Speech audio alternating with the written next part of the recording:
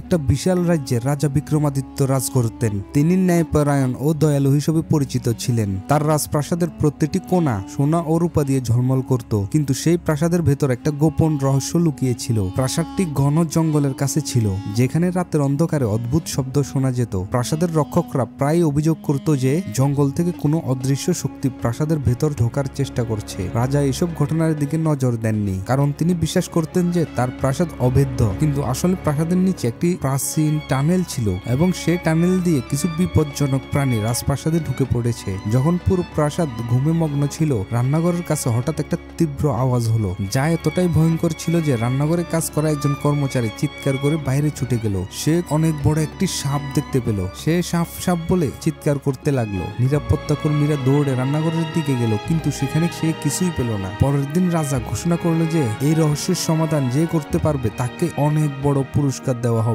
গ্রামের মধ্যে একটা বুদ্ধিমান বেজি ছিল। সেই বেজিটি রাজার ঘোষণা শুনে রাজার কাছে আসে। ওই বেজিটা সাধারণ বেজি ছিল না, সে তার তীক্ষ্ণ দাঁত আর চাতুরতার জন্য পরিচিত ছিল। গ্রামবাসীরা তাকে বীর নাম দিয়েছিল। রাজার গার্ডরা যখন সেই বেজিটাকে দেখলো, তখন তারা তাকে ধরে সামনে নিয়ে গেল এবং রাজাকে বলে, মহারাজ, আমি আপনার সমস্যার সমাধান করে দিতে পারবো। রাজা হাসতে হাসতে বললেন, একটা বেজি আমাদের রক্ষা করবে? এটা তো মজার মতো লাগছে। তবে বীর তার চাতুরতার মাধ্যমে রাজাকে তার ক্ষমতার উপর আস্থা দিল। সে রাজাকে বলল, আমাকে একটু সুযোগ দিন, আমি প্রাসাদকে এই বিপদ থেকে মুক্ত করে দেব। প্রাসাদে বিষাক্ত সাপের আতঙ্ক ছিল। ঠিক সেই রাতে যখন প্রাসাদের সব লোকজন ঘুমিয়েছিল, তখন বীর তার নজরদারি শুরু করলো। শিগগিরই সে অনুভব করলো রান্নাঘরের নিচে টানেল থেকে একটা বিষাক্ত কালো নাগ বের হয়েছে। তার ফিসফিস শব্দে পুরো পরিবেশ ভীতিকর করে তুলেছিল। বেজি বীর নিজেকে লুকিয়ে রেখে সাপটার উপর নজর রাখলো। সাপটি তার বিষাক্ত ফনা তুলে ধীরে ধীরে দুর্গের দিকে এগোচ্ছিল। সাপটি রাজার শয়নকক্ষের দিকে যাওয়া শুরু করলো। বীর দ্রুত তার পরিকল্পনা করলো।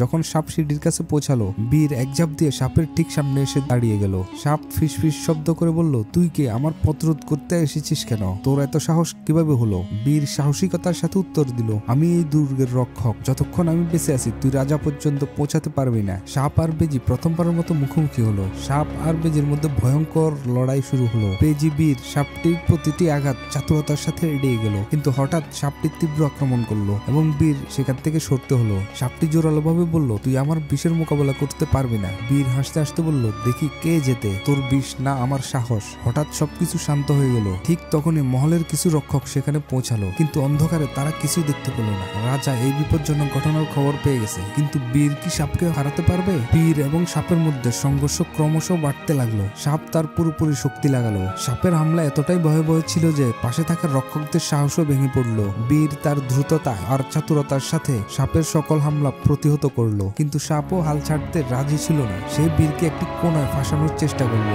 সাপ জোরে বলল, আমি শুধু একটি সাপ নই, আমি সেই কালো জাদুর অংশ যা এই দুর্গকে ধ্বংস করতে চায়। বীর সতর্ক হয়ে জিজ্ঞেস করলো, কার কালো জাদু? সাপ হাসতে হাসতে বলল, তুমি কি ভেবেছিলে এটা কি শুধু সাধারণ একটি যুদ্ধ? আসলে এটা হচ্ছে তোমার রাজার শেষের শুরু। বহু বছর আগে মহলের নিচে একটি গুপ্তধন লুকানো ছিল। সেই গুপ্তধনটি আমার মালিকের দ্বারা অভিশপ্ত হয়েছিল। যতক্ষণ না এই অভিশাপ ভাঙা হবে, ততক্ষণ এই মহল অন্ধকার বিরাজ করবে। এটা শুনে বীর আরো সতর্ক হয়ে গেল। তখন সে বুঝতে পারলো যে এটা শুধু একটা সাপের সাথে লড়াই নয়, পুরো মহলকে বাঁচানোর লড়াই। শেষে সাপ পূর্ণ শক্তি দিয়ে বীরের উপর ঝাঁপিয়ে পড়লো, কিন্তু বীর তার দুর্বলতা ধরে ফেললো। সাপ যখন আক্রমণ করলো, বীর দ্রুত গতিতে লাফিয়ে তার দুর্বল জায়গায় দাঁত দিয়ে আঘাত করলো। সাপ জোরে জোরে চিৎকার দিয়ে মাটিতে লুটিয়ে পড়লো আর বলল, তুমি আমাকে হারিয়ে দিয়েছো, কিন্তু এই অভিশাপ তখনই শেষ হবে যখন আমার মালিকের জাদু শেষ হবে। সাপ মারা গেছে, কিন্তু সে তার পিছনে একটা রহস্য রেখে গেছে। রাজা বীরকে ধন্যবাদ জানালেন, কিন্তু বীরের কথা শুনে সে চিন্তিত হয়ে পড়লো। কিন্তু এই জাদুর রহস্য কি? বীর পরামর্শ দিল, রাজন, আমাদের প্রাসাদের নিচে একটি গোপন সুড়ঙ্গ রয়েছে, সেটি খুঁজে বের করতে হবে। সেখানে এমন কিছু আছে যা এই প্রাসাদকে অভিশপ্ত করেছে। পরের দিন রাজা এবং বীর তারা সেই প্রাসাদের ভেতর একটি গোপন সুড়ঙ্গ খুঁজে পেল। সেই গুহার গভীরে অন্ধকারে হাঁটতে হাঁটতে তারা একটি দরজা দেখতে পেল।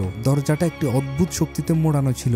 বীর দরজার কাছে গিয়ে বুঝতে পারলো দরজা খোলার জন্য সাপের শরীরে থাকা চিহ্নগুলোর মধ্যে ধাঁধা লুকিয়ে আছে। সে তৎক্ষণাৎ রাজাকে এই কথা বলল। রাজা বীরের নির্দেশ অনুযায়ী সাপটিকে এখানে নিয়ে আসলো। রাজা সাপের মৃতদেহে এনে চিহ্নগুলোর অনুসরণ করে দরজাটা খুলে ফেললো। দরজার ভেতর একটি পুরনো শিলালিপি পাওয়া গেল। সেখানে লেখা ছিল যে এই ধন সম্পদ ওই রাজার জন্য অভিশপ্ত যে এটি নিজের স্বার্থে ব্যবহার করবে। রাজা তার বুদ্ধিমত্তা দিয়ে বুঝতে পারলো যে এটি সে ব্যবহার করতে পারবে না। রাজা সিদ্ধান্ত নিলেন যে এই গুপ্তধনগুলো তার রাজ্যের উন্নয়ন এবং দরিদ্র মানুষের সাহায্যের জন্য ব্যবহার করা হবে। রাজা যখনই এই প্রতিশ্রুতি দিলেন, অভিশাপের শক্তি শেষ হয়ে গেল। পুরো প্রাসাদ আবার শান্ত এবং নিরাপদ হয়ে উঠল। রাজা বীরকে পুরো দরবারের সামনে সম্মানিত করলেন এবং তিনি বললেন, তুমি শুধু আমাদের সাপ থেকে বাঁচাওনি, বরং আমাদের প্রাসাদকে সেই বিপজ্জনক জাদু থেকে মুক্ত করেছো। বীর বিনম্রভাবে বললেন, আমি শুধু আমার কর্তব্য পালন করেছি রাজা। রাজা বিক্রম সেই গুপ্তধনগুলো প্রজাদের কল্যাণের জন্য ব্যবহার করলেন এবং বীরকে প্রাসাদের স্থায়ী রক্ষক হিসেবে বানিয়ে দিলেন। বেজি বীরের সাহসিকতার কাহিনী পুরো রাজ্যে ছড়িয়ে পড়ল।